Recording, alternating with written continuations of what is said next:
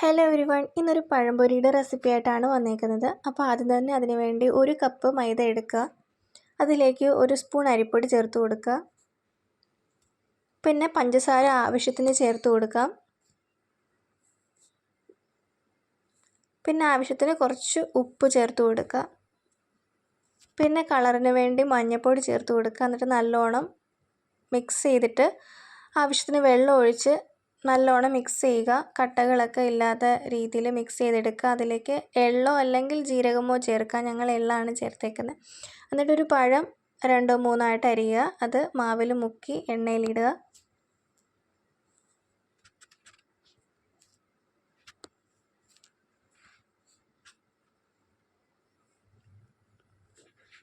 പിന്നെ ബാക്കി ബീഫ് കറി ഉണ്ടായിരുന്നു, അതിൽ ഞങ്ങൾ പഴംപൊരി കൂട്ടി കഴിച്ചു.